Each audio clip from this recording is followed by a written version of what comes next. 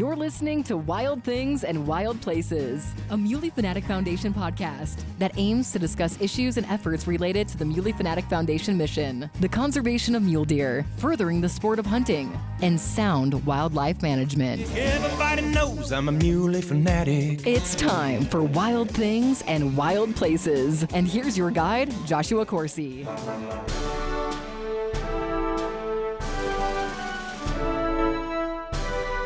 November 5th, 2024.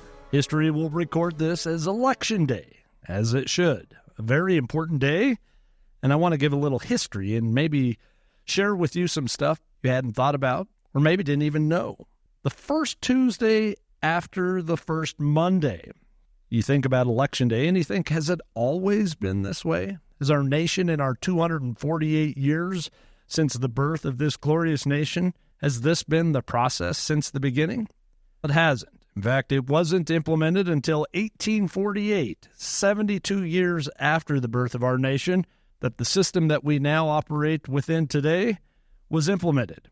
It was on that first Tuesday after the first Monday, November 7th, 1848, Americans went to the polls and elected Zachary Taylor to the White House on the very first nationwide presidential election day. Prior to that, Election Day varied from state to state. Federal law required only that states hold it sometime during a 34-day period before the first Wednesday in December, when the Electoral College met. As trains and telegraph wires brought speedier communication, officials grew concerned that people in late voting states would be influenced by the results in early voting states. So Congress designated the first Tuesday after the first Monday in November, in years divisible by 4, as the day for electing the president. Why that particular time? According to the Federal Election Commission, November was a good month for voting in a mainly agrarian republic. The autumn harvest was over, so farmers had more time to go to the polls. In most places in early November, the weather was still mild, at least mild enough to get over rough roads. But why Tuesday? People often had to travel a good distance to reach the county seat where they voted. Monday did not make a good election day since it would require some people to begin traveling on Sunday, which of course would interfere with church activities. So lawmakers went with Tuesday. Why the Tuesday after the first Monday? Lawmakers wanted to make sure Election Day never fell on the 1st of November, All Saints' Day, a holy day. But the main reason was that in some years, the first Tuesday in November would fall more than 34 days before the first Wednesday in December, when the Electoral College met. Lawmakers therefore chose the first Tuesday after the first Monday in November so as not to conflict with existing law. Very interesting. And it's good to know. But it was 76 years later, November 3rd, 1924, 100 years ago and 2 days, that President Calvin Coolidge took to the radio airwaves to remind Americans of what he called, and I believe, a solemn duty. President Coolidge said, "All the opportunity for self-government through the rule of the people depends on one single factor. That is the ballot box. The people of our country are sovereign. If they do not vote, they abdicate that sovereignty, and they may be entirely sure that if they relinquish it, other forces will seize it. And if they fail to govern themselves, some other power will rise up to govern them. The choice is always before them, whether they will be slaves or whether they will be free.